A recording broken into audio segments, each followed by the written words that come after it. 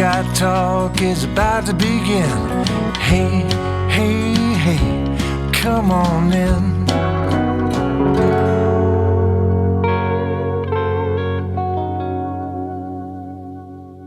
Welcome back to Buckeye Talk. I am Stephen Means, that's Stefan Krajisnik, and that is Andrew Gillis. Ohio State's season has come to an end after a 24-14 loss to Miami. In the Cotton Bowl, the Hurricanes will play the winners between Georgia and Ole Miss in the Fiesta Bowl next weekend, and the Buckeyes won't play another college football game until next August or September, whatever way the calendar kind of falls there. So there's almost like two ways to look at this. Stefan, there's like but within the season, and then there's like the bigger picture conversation about where this program maybe is headed. And you've been talking about some of this stuff of like, it feels like every issue that we have maybe had with this Ohio State football team for 13 games finally bit them in game 14, and now their season is over because of those things. Yeah, it's so funny. Like if you looked at this game, and I wrote about it at the buzzer, what's things that hurt them? Okay, issues on the right side of the offensive line. We've been saying that for a while. Kicker, we've been saying that for a while. Red zone issue, like the first pick six came in their first red zone drive.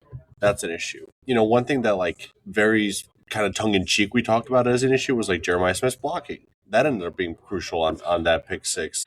Everything that went wrong for Ohio State, it kind of feels like to some extent we had mentioned it this year, and maybe it was viewed. I'm not saying like fans viewed it this way. I think we probably viewed it ourselves as like, yeah, we're probably nitpicking this team a little bit. But I just kept thinking about after that Penn State game when Ryan Day had his weekly presser and he talked about how they had a team discussion about how it was a stone that killed Goliath and the story of David versus Goliath and all that. And it just stuck with me where it was like, I think Ryan Day knows that some of these issues could end up costing them. And it all happened in the same time. And frankly, it happened against Indiana too. Like a lot of those issues are why they lost against Indiana as well. And you kind of sit here and you look back at this season and you say, yeah, I guess we kind of knew that this would be how they would lose, right? Because I think another thing too is like we had spent so much of the season saying when they need to step on it, they can step on it offensively. Maybe that was a stone as well of like, I don't know, are we certain that when they need to step on it, they can step on it? So you kind of look at this game, it kind of feels like a microcosm of everything that has gone wrong in spurts this season. And it's a shock. It's a weird way for the season to end because there was so much promise. And after that Michigan game, you're thinking to yourself, this team is so good. They're undefeated. And they just finally got over the hump of beating their rival. And then they lose their next two games and the season's over. And it feels like it feels just very incomplete when you look at what this team did this year. And like you said, it makes for some interesting conversations going forward about what's next for the program. And when you say like what's next for the program, I don't think any of us worry about like a bottoming out type of thing, but it's like, okay, how do you get back to the mountaintop, winning a national championship, right? Because we can talk about how great Ohio State has been over the course of the last 50 years, but their national championships usually come 10 years apart. Mm-hmm. This is not a team that was like Georgia winning back-to-backs or Bama winning one every other year. This is a great program that has kind of these gaps, and gap being a relative term because there's programs like the team that just beat them or Nebraska where the gaps are a lot wider. But it's an interesting spot for the program, and what's next in terms of trying it back to a consistent level. It starts with addressing a lot of those things that have been an issue throughout the season. And maybe like when you look at kicker and right guard, maybe you go back even to next season. It's like these were stones that we saw last season too that carried into this year and wound up costing you. So it's a very interesting spot and a very weird ending to the season that has so much promise. Because it's like to that point then, Andrew, because it's one thing to go like, oh, how does Ohio State lose a football game? It's another thing for it to actually play out that way. Is there any part of you that's like, because how many times did we ask this year, hey, what are the issues? Okay, are they bad enough that it will cost Ohio State the game? And the fact that starting with the offensive line, Julian Sang got sacked 16 times this season. Indiana and Miami are responsible for 10 of them. Like, I don't know could you have projected that coming off of that win over Michigan, that a guy who had been sacked 6 times heading into the postseason would essentially triple his number almost. That's crazy. That's a good way of summing that. I'm trying here. Everything, I think, is now under evaluation. I think it's totally fair for fans to sit there. Like when it comes, I'll stick with the offensive line because there's a bigger point that, we were talking about on the field that I could bring up. But like, I'm going to stick with the offensive line. I think there's an element of this is where maybe recruiting battles have bitch in the behind because you didn't really feel like you had an option at right guard for a couple of months now, because everybody that had been listening to this and watching Ohio State football, which is everybody that's listening to this, when Irish Bowl is a problem and they got to figure it out. And they didn't feel like they had an option. And I think tonight maybe showed you why. Is that a question of development with Tyler Bowen? I know he's just in his first year, and offensive line play can take a little bit and blah, blah, blah. But, like, is it a coaching issue? Because it's a unique situation with the offensive line because there's two guys, and there were two very, distinct delineations there where we talked about Justin Fry and recruiting. So it's like maybe this is where that showed up, and maybe this is where tonight showed up because you lost Sareveld and he goes down, and you lost Van Sickle because he couldn't hack it, right? And now, you just kind of look at it and you say you didn't have the options. You didn't have, the guys ready to go. So is that development? Is that recruiting? Is that scheme? I don't know. They seem to figure some stuff out in the second half. It's just, I guess I'll go into it now. Like they were slow to react. It felt like to things tonight, and it felt like they were slow to react to things kind of all year. I mentioned this a couple of times. Like sometimes when you try to shift into fifth gear, you stall for a minute, and they did tonight. And they were down 14-0. And I know one of those plays was a pick six, but they stalled and they were slow to get out of the gate, and it cost them. Miami scored 14 points in the quarter and a half, and they had a pick six, and then they scored the final touchdown. Ohio State literally let them score, but they were probably going to score anyway, or at least run on the clock. So it's like they were slow to react to kind of cranking the offense into gear. I don't know if it would have changed anything, but I don't think it's an unreasonable question to say. I don't know. Had you played Josh Padilla against Illinois? Had you played some of these guys, maybe a little Gabe Van? Have you gotten him a little more reps? Padilla injury, obviously. The Padilla injury hurt, but like you start to wonder, like, all right, maybe this, maybe if you had done that, maybe you're in a better spot. Maybe Gabe Van Sickle doesn't struggle like he did tonight. Like Ryan Day, it's very rare, I think, for him to point out an individual struggles, and he mentioned Gabe Van Sickle did struggle tonight in his first game. I think they were slow to react to the kicking game. I understand, maybe you don't have an option. Everybody watching this or listening to this, none of you guys had confidence that Jaden Fielding was going to make that kick. And that's not because he missed 3 kicks beforehand. It's because you knew what was going on. And it's just, they put themselves behind the 8 ball for a lot of these situations. The offensive line, the play calling, personnel changes, staff change, it felt like some of this was avoidable, and they were reactive, not proactive. And that was why I credited them for making that switch to Day from Heartline from the play calling, because I thought that they were trying to get ahead of a potential problem in the road. But there were just too many issues this year where in an emergency, when you got to go 100 miles an hour, it took them a minute, and it cost them the game, and it cost them the season. With that being said, if Julian Sand doesn't throw a pick six, I think they win this football game. Yeah. So it's like that's kind of the football element to it. Like sometimes you lose football games because football stuff happens. Like Dave was talking about, like that was an amazing play by Keontae Scott. Right.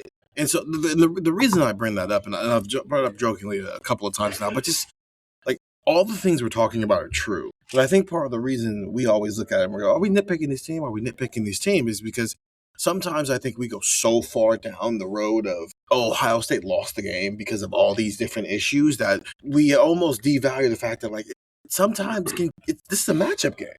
And sometimes matchup games come down to simply, they try to throw a bubble screen to Brandon Ennis. Jeremiah Smith missed the block. And if you miss a block on a bubble screen, either the play is going to get blown up and it's a loss of yards, or it's going to be a pick six. Best case scenario, he overjumps it, Brandon Ennis gets it anyway, and now it's 1-on-1, and he gets a touchdown out of it, right? Yeah. That's what a bang-bang play is. So I almost want to, like, how much of it is, like, Ohio State's own flaws costed its season versus Miami's a good football team. And they lost to a good football team. We're like, you're right. They lost by 10 points from a betting measurement, but that's because they allowed them to score because they wanted to make sure they had enough time to do something after that. So I get that. But, like, how much, if we had to give a percentage of how much of why Ohio State lost tonight is because Ohio State and its own flaws versus, I don't know, Miami's pretty good. Carson Beck made some plays with his legs that maybe none of us were anticipating him making. And it came down to one bang-bang play that essentially allowed Miami to steal 7 points on what would have been a red zone, on a drive that would have been points for Ohio State. They were in the red zone. Yeah, I guess you can't guarantee points because it wasn't a touchdown. You might have missed the field goal, but I think maybe the best way to say, because you don't want to take away from what Miami did. I don't think that's what we're doing. I think we're just talking about Ohio State anyway because we cover Ohio State. But I think you can look at this and say Miami's players made more plays in big situations than Ohio State's did. But it also felt like Miami's staff put their players in better positions to make those plays consistently than Ohio State staff did. And some of that might be staff shuffling. Some of that might be everything that's gone into, Ohio State getting to this point in terms of where it is offensively, right? There's their approach throughout the season. Was that maybe the right thing to do? Was that the wrong thing to do, right? So, there's a lot that goes into this. So, yeah, Miami made the plays, but if you're an Ohio State fan, you're also telling yourself it felt like their staff, Miami staff, put their players in better positions, right? Because, it felt like it took too long. I was reading some of the text that Andrew has sent to our texter, 614-350-3315, from Ryan Day's press conference. And Ryan was asked about, we've all been kind of waiting for a foot on the pedal. Do you feel like maybe that, wasn't necessarily as easy to do, or however the question was phrased? And Ryan Day's kind of response was we did start going tempo. And it's well, it was kind of too little too late. And why was that not part of the plan coming into this thing? I have a problem. You know what I'm saying? It felt like Miami... It felt like Ohio State's coaches didn't necessarily always put their players in the best position either. I have a problem with that answer. I wasn't in there. I was in the locker room. I talked with Matt Patricia. I talked with Tyler Bowen. I don't like that answer at all because it's almost missing the point of put your foot on the gas. I think we're not asking you how many times you went hurry up. Okay, so the exact thing is on the idea of pushing the gas pedal at the right time on offense. They said they played with tempo today, but they've got to make sure they're getting the right plays and doing what they need to get first downs. It wasn't done near good enough. In essence, they weren't able to get started. I don't like that. We're not asking you how come you didn't go no huddle, hurry up football for 60 minutes. We're asking you have weapons that it doesn't feel like you always maximize and use on a week in and week out basis, and you're playing slow. You drove the speed limit with Lamborghinis. But it doesn't even feel like you're driving the speed limit. That's the thing. It almost feels like sometimes it's 45 miles per hour and they're going 25. In an effort to maximize efficiency while minimizing impact sometimes, right? It's a thing now, the concept of if you go look at how many plays they've played this year, they have essentially shaved off 2 games worth of plays for the long haul because they're looking at the bigger picture. They are load managing the season, but they're doing it in a way that they're almost playing against what their nature is. And then you're just expecting to just do what you're supposed to be able to do naturally whenever you want to do it. So it's not about, for me, snapping the ball every 7 seconds. You're not snapping the ball every 7 seconds. You're not being aggressive. You're not being innovative. You're not being creative with your passing attack. How many times have we had the conversation where it felt like their offense was run on first down? If you get to second and short, maybe you're taking a shot. Run on second down. If not, you have to drop back with a young quarterback with an offensive line that is iffy and hope it works out. Or with Jeremiah Smith and Carnell Tate, it's not like intermediate stuff. It's not little hitches. It's not like quick and easy first down completions. It's a play action deep shot down the field. They used to run mesh routes all the time. And I get it. Teams run a lot more zone now, and you can't always run mesh routes. But mesh routes can turn into zone beaters if a dude sits in the right hole because he read it right? Because he had a good feel for the zone and whatnot. It feels like as the defense has gotten better, the offense has gotten less creative and less innovative because we have a good defense. And it's gone from a luxury to, in my opinion, a bit of a crutch. Yeah. Crutch is probably the right word for it. It really, you mentioned there really kind of made me think about it. It really wasn't innovative this year. It didn't feel like things were particularly creative. Even tonight. Yeah. It was all the Ryan Dave's greatest hits. It was bubble screens. It was pistol stretch to the field, though. Not to the boundary. It just feels like if you cover this team long enough, you know what they are offensively. And everybody has staples. Well, we all called the bubble screen before the ball was snapped. I literally am looking at you guys like, oh, bubble screen incoming. And you know what? It probably would have worked if Jeremiah Smith makes a block. But the point of the matter is, if I know that and I don't get paid $12 million a year, I don't get paid X amount of money to scheme up a defense, what do you think the person who is getting paid X amount of money to scheme up the defense is thinking that it's going to be in that situation? Now, granted, worst case scenario, I get that. But it is stagnation in the offensive coaching staff right now. Because I don't think it's the players. You can't have the best player in college football and, at worst, the third best quarterback in college football this season, and it be the players. Carnell Tate's going to be a top 10 draft pick, right? Bo Jackson is a superstar. in the making. Like I don't know if he's gonna be a first rounder because running backs are hard to be in the first rounder, but also like, can he be a first rounder the way Najee Harris was a first rounder in 2021? Given what we saw from him in year one, so it's not, Max Clare was supposed to be the best receiving tight end in the country. Will Kazmarek is an awesome blocker. It's not the players. Your skill position players are awesome. It just doesn't feel like you're putting them in positions to have success every single play, but then you're asking your offensive line to do something that, from an eye test perspective, drop back passing game might be good for your weapons, but it's not good for your offensive line. Yeah, then you're continuously putting this pressure on your defense to be perfect while your offense is trying to figure it out. And at some point, it's going to break, right? If it continues to be asked to stand up and carry this team, right? Like, it felt like I had kind of talked about this maybe on our game preview pod, I think it was, where I was saying, like, this defense is awesome, but in the Indiana game, it's like it was an awesome defense, but at some point, like, you're being asked to, like, make the stop, and that's a really hard thing to do when all the pressure's on. And it felt like every time they went out there on defense in the second half against Miami, they had to make the stop, and they struggled to do that. And you're asking your defense to do a lot. It almost felt like a historically good defense was not wasted by an offense in the sense of like, oh, you had a great defense and like you didn't do anything with it. It was like you had a great defense and you literally continuously kept asking them to be great. And at some point they were gonna break. And that's kind of what it felt like happened, late in the game there. It almost feels like Ohio State's offense was responsible for struggles in every phase of the game. And I think what's crazy is they actually did, though. The defense did get the stops. They got a key stop with 10-16 left to play in the game and said, here you go, Ryan Day. Here you go, Julian Sand. We did our part. It is 17-14, and we just gave you the ball back with 10 minutes left in the game. We did our job. Go do yours. And to be fair to Julian, first of all, 63% completion percentage. That's his lowest on the season. 22 of 35. But to be fair to him, he was doing it. The thing is, he was doing it against Indiana. He got him down there. He didn't miss the field goal. He did it in this game. He got the completions. Holding call. And now you're right back where you started, and it's 2nd and 20. So that's why it's hard to. Julian Sand didn't play perfect today, and I'm not going to act like he did play perfect today. But he also played like a guy making his 14th start, while his 2 losses were to 2 guys who were in their 3rd year as a starter and 6 years as a college football player. And I think Fernando Mendoza was, what, a 2-year starter in California?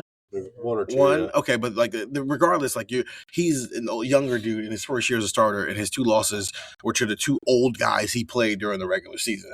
We're being real here, right? Because like him and Arch were equal; they had essentially the same amount of experience almost. Because I'm not counting Mississippi State in 2023 as experience for Arch Manning. I'm just not going to do that.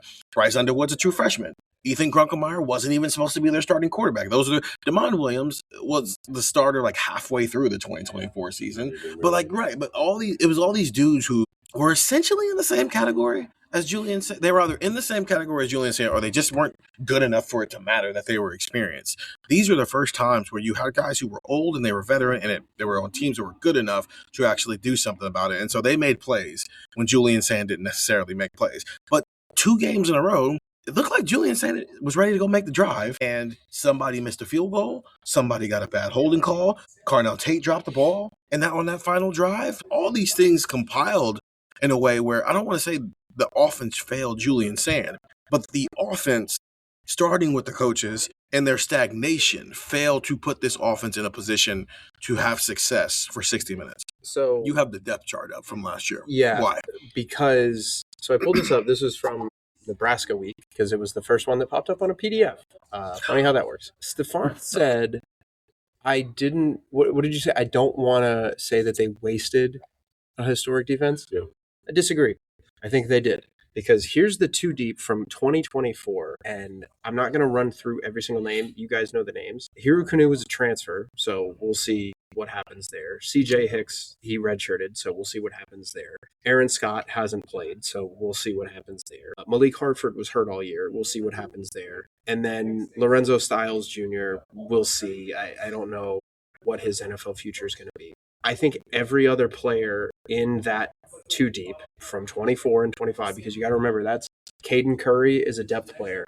Caden McDonald is a depth player. Kenyatta Jackson is a depth player. Arvell Reese, depth. Jalen McClain, depth. All of those guys are going to get drafted. So that's 5 of like a maybe, I don't know. And there's some in there of just, hey, by the way, it just went wrong. I look at that defense and I see every NFL starter got drafted in 24, and I see in this upcoming draft in 26, Sonny Styles is going to go. I'm sorry, I think Sonny Styles is a first round pick. And I know people are not necessarily. You don't have to apologize for that. He's the top I know, 20 but I don't know if people are necessarily willing to hear how great the defense is when they just gave up the most points. Stefan's right about you relied on them all year. Eventually, when you put that much weight on someone or something, they're going to crack. But like, I think Cade McDonald is probably a first round pick. I think he should be at least. I think Sonny Styles is a first round pick. I think Arvell Reese is a first round pick. Caleb Downs is a first round pick. There's 4. And that does not include maybe a future that includes, I don't know, depends what you think of Davis Nigbenosin. Depends how he tests, obviously. I don't know. It depends on what you think of, a corner like Aaron Scott. Maybe he comes in and is great, Jermaine Matthews. But I think there's 4 first round picks that were depth players on the 24 team. And there was another one, a starter, Tyleik Williams. And I run through those names to go, Ohio State, we talk about this concept a lot going into the spring. There's never really a rebuild with Ohio State. They're recession-proof. They reload. They don't rebuild. All those things are true. There's not a guarantee you're going to have this anytime soon with 4 first-round picks in one draft on one unit of the ball, right? Like, there's not a guarantee here. And maybe I'm an idiot because it turns out in 27 it's Julian and Jeremiah and you find 2 more on offense, right? Maybe something like that happens. But I think that this offense failed the defense clearly, but it left you kind of wanting more for what could have been statistically, historically, a really good defense, because we say the defense cracked under pressure and they gave up that final drive and Miami run the ball and Mark Fletcher had that big run to start things off and we went, oh man, they're really cooked. Like, this is actually over now. And they didn't get off the field on 3rd down. And all those things are true. It's not like they gave up 41. They gave up 17 points, which was the most points that this team had given up in 14 games. The offense scored 14 points against Texas. And I know they, put some restrictor plates on that offense, but they scored 14 against Texas. They scored 10 against Indiana, and they scored 14 against Miami. And in those games, they allowed 7, they allowed 24 to Miami, and they allowed 13. I'm sorry, you allowed 7 and 13 points and 24 points. They're technically 17, so 17, 13, and 7. You went 1 and 2 in those games. That is not good enough. I'm sorry. The offense, coaching, schematics, play calling, personnel, it's all got to be better. Because go look at those names and some of those guys that were great college players who maybe just didn't get the NFL shine, a guy like Jack Sawyer or a JT Tuimoloau or a Cody Simon. They were hella football players on that defense. They were really, really good. And I think they wasted it. I think they wasted a defense that could still be very good next year. Think about all the talent that they've got. There's no guarantee that what they had is ever going to happen in the near future. Yeah, the problem is we could have said that last year, and I here we were. agree. But at some point, the gravy train's going to stop. Of just every year, Ohio State's going to have 4 first-round picks that come on defense. That's just what they do every year. Well, I'm sorry, that's crazy. That's a really, really good run. Yeah. They're a good football team. They just lost a good team. Okay, let's take a break, and then we'll come back, and let's just kind of push this forward here because I don't think we want to berate the point here. So let's take a break, and then we'll look forward a little bit here on Buckeye Talk. And we're back on Buckeye Talk. Stephen Means, Stefan Krajisnik, and Andrew Gillis. After Ohio State's 24-14 loss to Miami, their season is over while the Hurricanes move on to the Fiesta. Although find out their opponent on New Year's Day when Georgia and Ole Miss play in the Sugar Bowl. What a great way for us to count down midnight. We're recording at 11:56 Central Time, so we get to.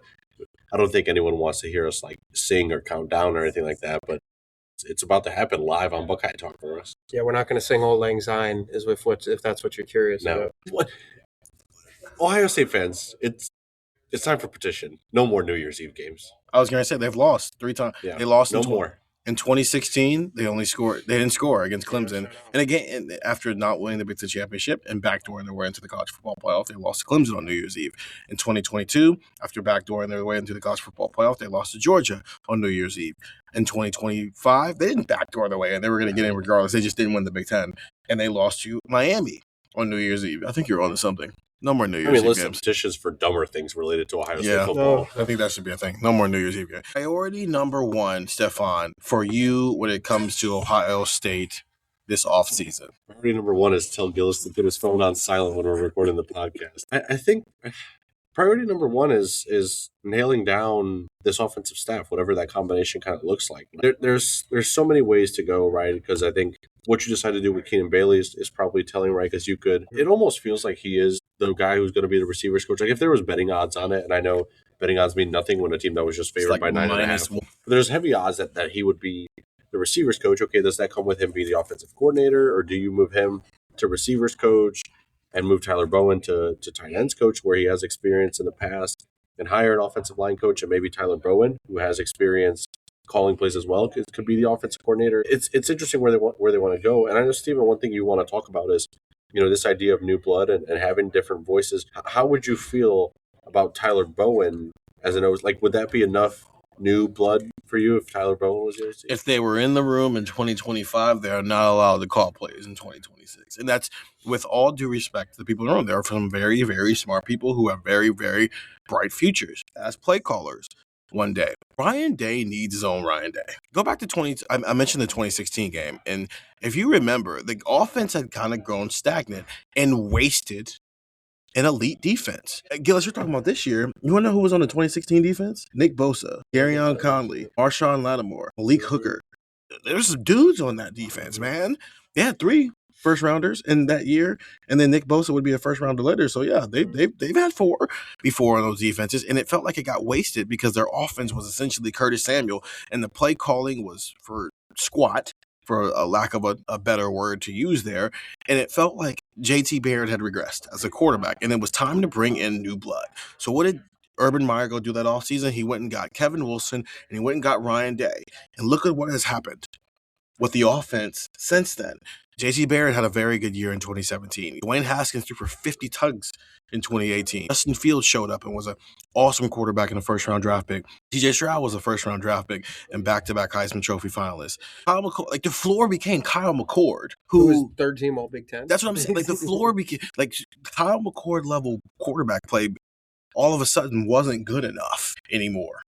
That's what happened here, and I think here we are again, almost 10 years later from that Clemson game, from that New Year's Eve loss. And I feel like Ryan Day is in the same position that Urban Meyer's, and it's not as bad because it's not like they're in shutout in playoff games. But back in 2023, after they lost, he gave up play calling, and he gave it up to Bill O'Brien. And I remember in the one presser we got to talk with Ryan Day about it, he was talking about how Bill O'Brien had come in here and he was like, just offering new ideas and whatnot that maybe they had never really thought of before. Unfortunately, that didn't work out because Bill O'Brien ended up taking the job at Boston College within 2 weeks after he got here. So whatever. So he went to Chip Kelly, which worked out. They won a national title, but that's Chip Kelly and Ryan Day speak the same language. So even that was more of the same. Okay, Chip Kelly leaves after 1 year and you promote literally his college football son.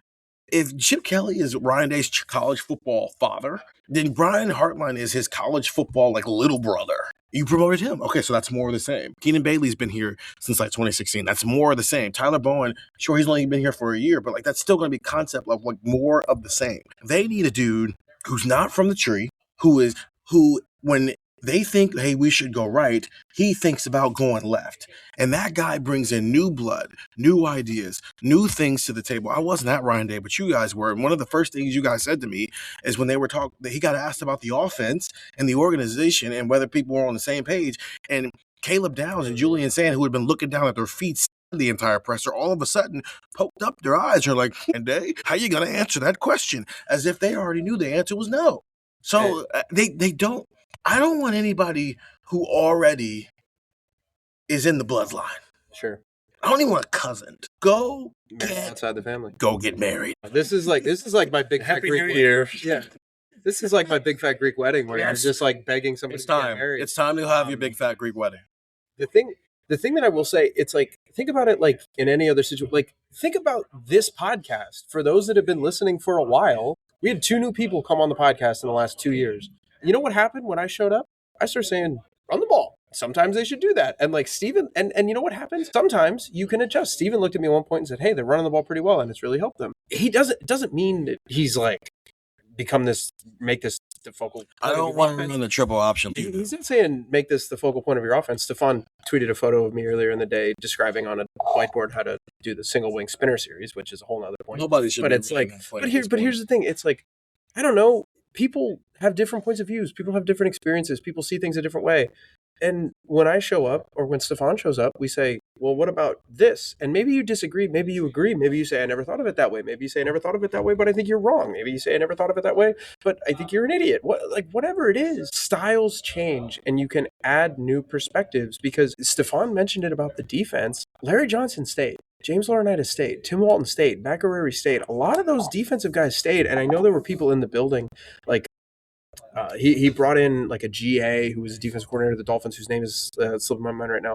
But it's like you bring in some of your people, and then I don't know, you're just standing up at the whiteboard and you just make like an extra line, or you say, "What if we did this? What if we did X instead of Y? We'll keep everything the same, but if we just move this guy 5 yards this way." I think you saw that with It Matt just Patricia. gives you a different look. You saw that with Matt Patricia, right? You had Yeah. your whole defensive staff, stay in place aside from the coordinator, and Matt Patricia came in and they tweaked a few things, and it's like, I don't know, the defense got better. He literally changed the entire computer system. Right. The computer system, let alone what they were doing on the computer system, Stefan. Yeah.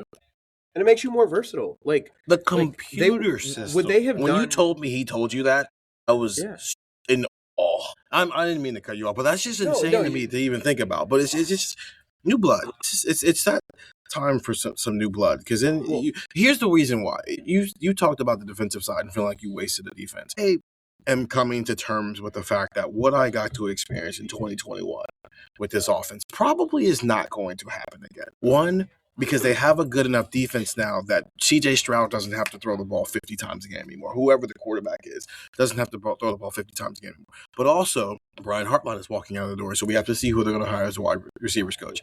Also, they had 3 first-round draft picks. Jackson Smith-Njigba might be the best wide receiver in the NFL right now. He might be the NFL Offensive Player of the Year. Chris Olave finally got a quarterback who's not throwing the medicine balls, and he had 100 catches and 1,000 yards this year. Garrett Wilson has had the most putrid quarterback play for his entire career, and yet we all keep watching him be awesome when he's healthy. This is the first year of his career he's not going to have 1,000 yards. And behind that, they had the dude who might win the NFL Rookie of the Year and the best wide receiver, the most decorated wide receiver in the program history, who couldn't get on the field because those 3 were ahead of him. I don't know if the room will ever look like that again. I don't know if it won't. I just don't know if it will right now. So all those, plus a true freshman 5-star running back who was as explosive as can humanly be. Like there was a lot at play for why they were as explosive as that. I don't know if we'll ever get that again because they can run the ball a little bit and the defense is good. But we're going too far away from that.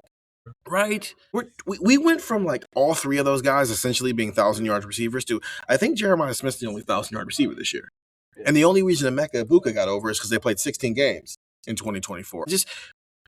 They need new blood because it's got stagnant, and as a result, I feel like the production of the offense, even if the talent, especially on the perimeter at quarterback, especially this year, hasn't fallen that far off, for whatever reason, the offense has regressed. And so now it's time for the people who all think alike to get somebody in here who's going to go, well, that's stupid. Well, that's actually genius. We should keep doing this. What if we did things this way? And if they do that, I think everything else we're talking about, whether it's how they evaluate offensive linemen in the recruiting trail, how they approach offense, the rest of the offensive coaching staff and how that all falls in line, Julian Sands' development, Jeremiah Smith, who is going into his final year as an Ohio State football player, getting the most out of Brandon Ennis, getting the most out of Bo Jackson and Isaiah West and James Peoples and whoever. Jelani Thurman's in the portal, so he's not going to be here. And whoever else, right? No, everybody. This offense is too good to do what it did this year. And if that means there needs to be somebody who has,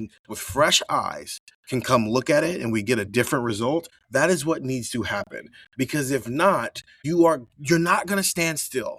You're going to progress, you're going to regress. And they are starting to regress offensively.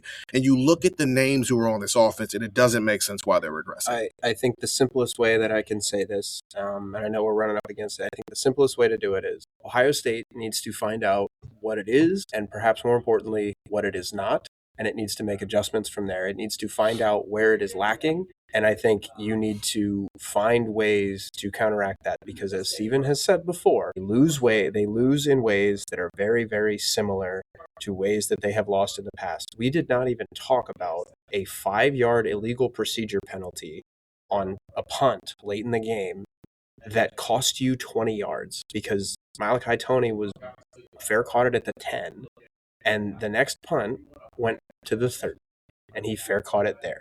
And it cost you 20 yards. Little stuff like that adds up. And I think Ohio State, I know it's an offensive thing that you were making the point of.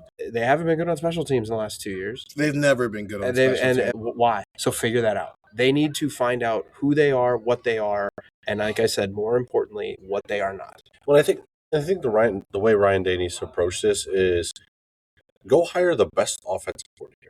I think that's what he did last year on defense. Go hire the best defensive coordinator. Who wouldn't want to coach JJ and Julian? Right.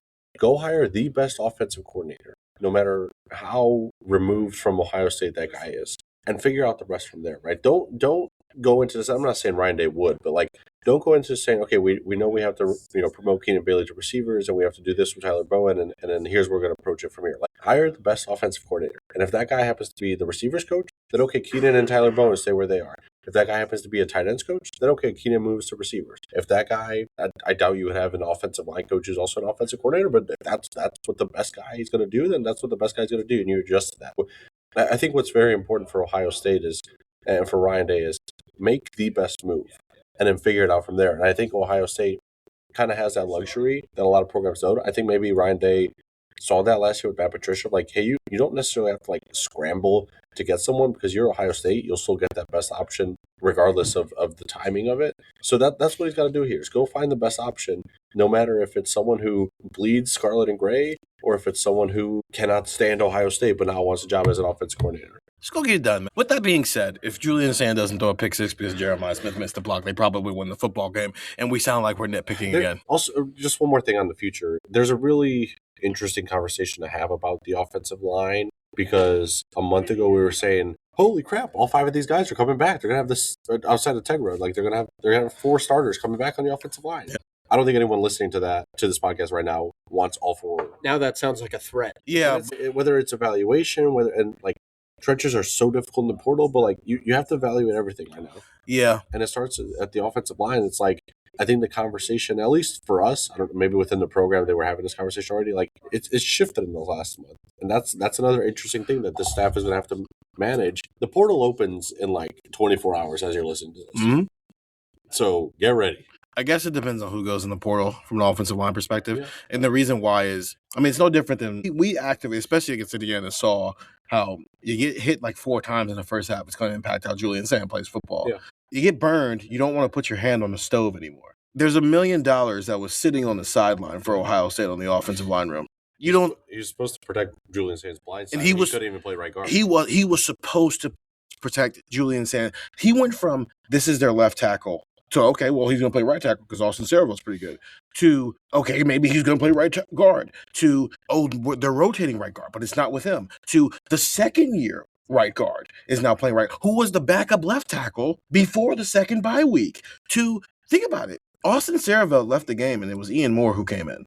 Ohio State's on their 3rd right guard. Every time there was an opportunity for a guy who they paid, like, I genuinely think they paid $1 million for a portal offensive lineman. And every time there was an opportunity for the $1 million offensive lineman to get on the field, they kind of went out of their way to make sure he wasn't the guy who was being prepared to go on the field. When you miss like that, CJ Donaldson was good, but he wasn't. The 24 portal class was insane. That's part of the thing here. Like, they hit on every single portal addition in 2024. CJ Donaldson was good, but he wasn't great. Philip Daniels was okay, but he wasn't great. Max Clare, good season. And like I said before, Gillis ends up being right that he had more than 30 catches through the first 12 games of the season. I'll own that. But, like, did he have the type of impact that you were putting behind those catches? Probably not.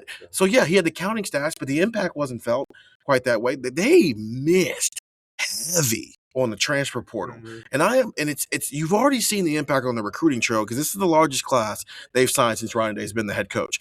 I am wondering how that's impacting how cautious they might be in the portal when you are not wrong that if like Jordan Seaton hops in the portal, go get Jordan Seaton. I don't care how much it costs. Mhm. But when you have been burned the way they've been burned, I do wonder what the impact that is on how you go about things. They got a kicker in the portal. He couldn't beat Jaden Fielding. They for the got a job. kicker in the portal, and he couldn't beat out Jaden Fielding, who missed a game-winning field goal against Indiana, missed multiple chip shots against Michigan a year ago, and they put him out there today, and he missed it, and Ryan Zay said, no, we're throwing a slant pass to Jeremiah Smith for the rest of the game. They got burned bad. I don't know if anybody else is – I wonder how many teams got burned as badly as Ohio State did about the 2025 quarter, because it's ended up around – because even Isaiah World at Oregon, he was not great. He wasn't great for what they probably paid. Right. So I am wondering how that impacts some schools who maybe felt like they got burned in the portal, who are in Ohio State positions where they can develop through the portal. So there is the no more recruiting pressure of guys got to developing jump. Guys got to jump. All this and that. I don't know if it does end up being with Tyler Bowen moving to tight ends coach, then you've got a decision to make with your offensive line coach. That guy's got to step in and do it. So yeah. Well, so there's that. 614-350-3315. We'll continue to dive into the stuff because there's no more football games to play, and there's going to be a lot to get into. But I think every single position group, I think we might just grade and evaluate every single position groups in the coming weeks. But get the text 614-350-3315. The portal is open in 24 hours from as your time you're listening to this, so there will still be plenty of news and analysis to come from Buckeye Talk. In the meantime, for Stefan Krajisnik and Andrew Gillis, I'm Stephen Means. Talk to you guys later.